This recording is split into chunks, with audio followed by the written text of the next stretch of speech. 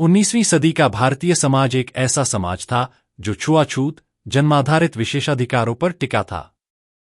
तथाकथित ऊंची जाति के लोगों के पास ही सारे हक थे, जबकि समाज का 75% से भी अधिक तबका, जिन्हें आज की परिभाषा में हम पिछड़े या ओबीसी और अनुसूचित जातियां कहते हैं, शूद्र और अछूत थे।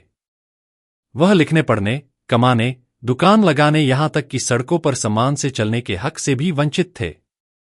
ज्योतिबा ने स्वयं अपनी स्थिति बयान करते हुए बताया है कि एक बार जब वह अपने ब्राह्मण मित्र की बारात में शामिल थे, तो उन्हें पहचान लिए जाने पर पूरी बारात ने उनकी जमकर पिटाई की थी।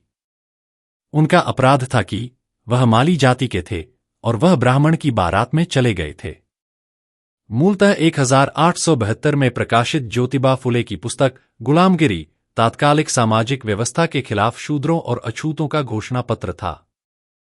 16 परिच्छेदों में बंटी इस पुस्तक के प्रत्येक परिच्छेद में ज्योतिबा ने अपनी अनोखी शैली, बातचीत या कहे विचार विमर्श शैली में अलग अलग मुद्दों को उठाया है।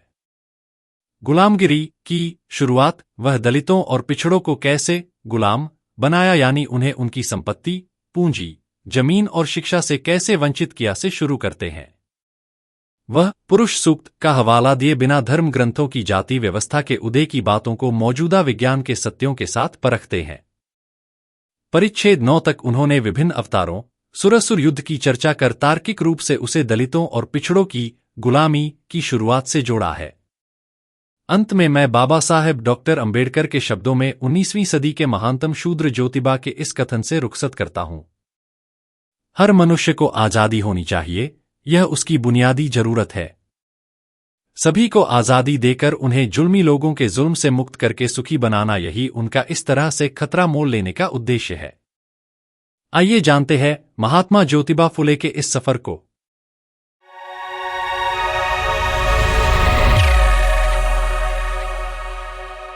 गुलामगिरी, ज्योतिराव और धोंडीराव। परिच्छेद 1। ब्रह्मा की व्युत्पत्ति सरस्वती और ईरानी या आर्य लोगों के संबंध में। पश्चिमी देशों के अंग्रेज, फ्रेंच आदि दयालु, सभ्य राज्यकर्ताओं ने इकट्ठा होकर गुलामी प्रथा पर कानूनन रोक लगा दी है। इसका मतलब यह है कि उन्होंने ब्रह्मा के धर्म नीति नियमों को ठुकरा दिया है, क्योंकि मनु संहिता में लिखा गया है कि ब्रह्मा विराट पुरुष ने अपने मुंह से ब्राह्मण वर्ण को पैदा किया है और उसने इन ब्राह्मणों की सेवा, गुलामी करने के लिए ही अपने पांव से शूद्रों को पैदा किया है। अंग्रेज आदि सरकारों ने गुलामी प्रथा पर पाबंदी लगा दी है।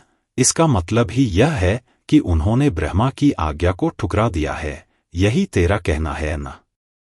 इस दुनिया में अंग्रेज आदि कई प्रकार के लोग रहते हैं।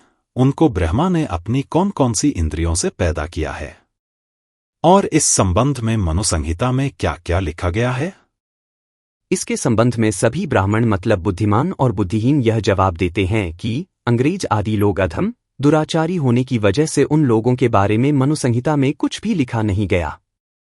तुम्हारे इस तरह के कहने से यह पता चलता है कि ब्राह्मणों में अधम, नीच, दुराचारी लोग बिल्कुल हैं ही नहीं। अनुभव से यह पता चलता है कि अन्य लोगों की तुलना में ब्राह्मण में सबसे ज्यादा अधम, नीच, दुष्ट और दुराचारी लोग हैं। फिर यह बताइए कि इस तरह अधम, नीच, दुष्ट, दुराचारी ब्राह्मणों के बारे में मनु की संहिता में किस प्रकार से लिखा गया है? इस बात से यह प्रमाणित होता है कि मनु ने अपनी संहिता में जो व्युत्पत्ति सिद्धांत प्रतिपादित किया है वह एकदम तथ्यहीन, निराधार है, क्योंकि उनका वह सिद्धांत सारे मानव समाज पर लागू नहीं होता। इसीलिए अंग्रेज आदि लोगों के जानकारों ने ब्राह्मण ग्रंथकर्ताओं की बदमाशी को पहचानकर गुलाम बनाने की प्रथा पर कानूनन पाबंदी लगा दी। यदि यह ब्रह्मा तमाम मानव समाज की व्युत्पत्ति के लिए सही में कारण होता तो उन्होंने गुलामी प्रथा पर पाबंदी ही नहीं लगाई होती। मनु ने 4 वर्णों की उत्पत्ति लिखी है।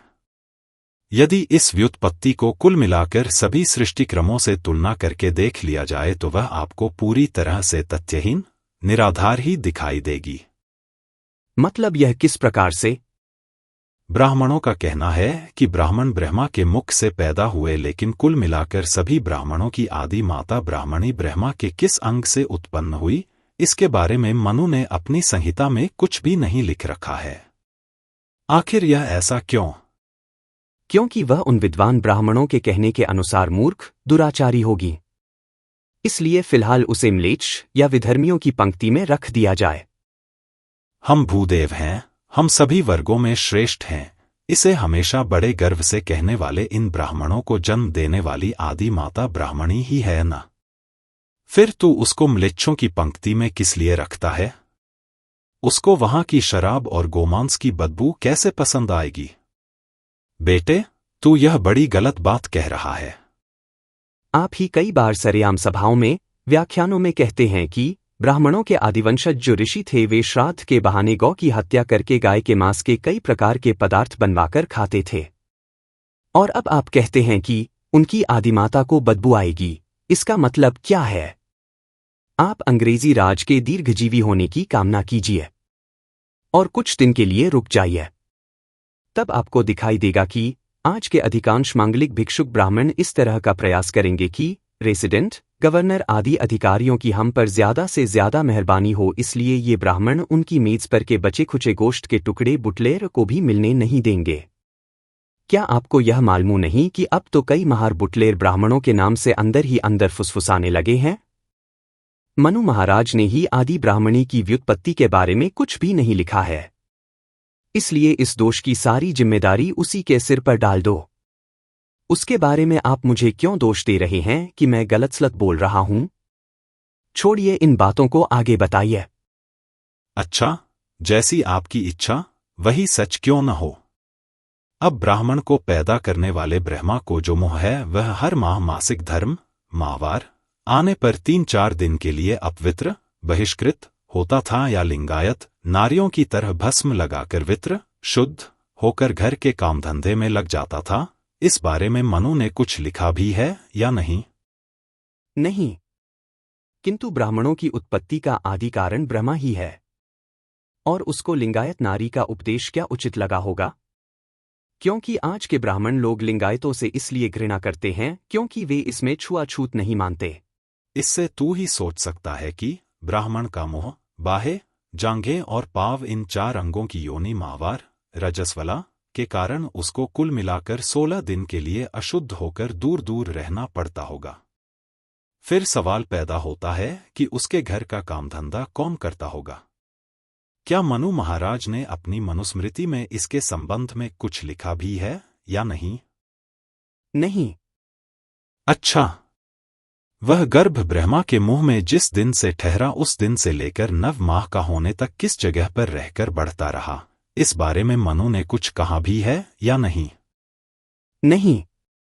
सावित्री ब्रह्मा की औरत होने पर भी उसने, ब्राह्मणों ने, नवजात शिशु के गर्भ का बोझ अपने मुंह में 9 माह तक संभालकर उसे जन्म देने का और उसकी देखभाल करने का झमेला अपने माथे पर क्यों ले लिया? यह कितना बड़ा आश्चर्य है। उसके, ब्रह्मा के, शेष 3 सिर इस झमेले से दूर थे या नहीं? आपकी राय इस मामले में क्या है? उस रंडीबाज को इस तरह से मां बनने की इच्छा क्यों पैदा हुई होगी?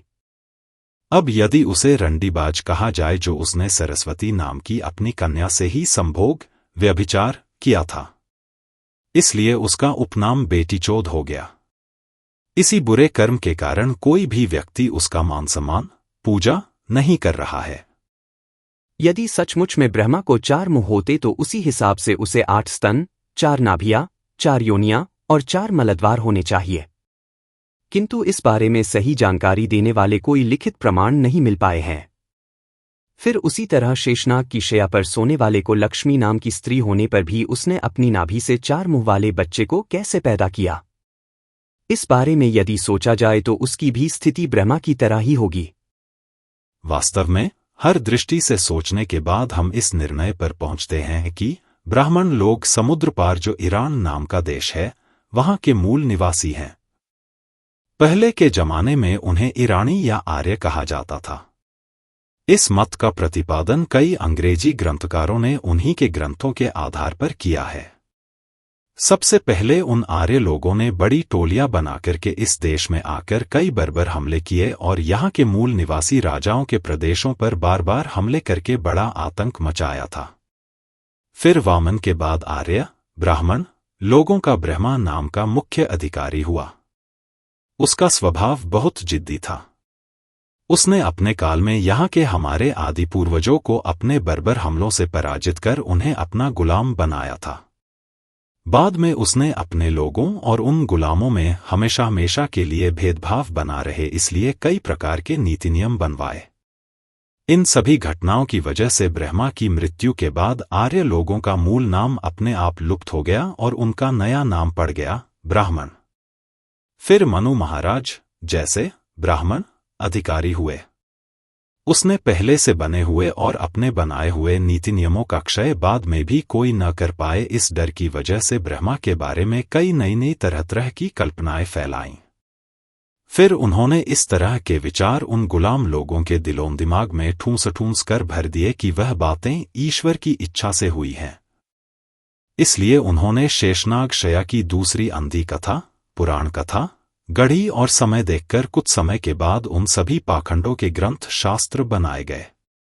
उन ग्रंथों के बारे में शूद्र गुलामों को नारद जैसे धूर्त, चतुर, सदा औरतों में रहने वाले छिछोरे ने तालियां पीट पीट कर उपदेश करने की वजह से यूं ही ब्रह्मा का महत्व बढ़ गया।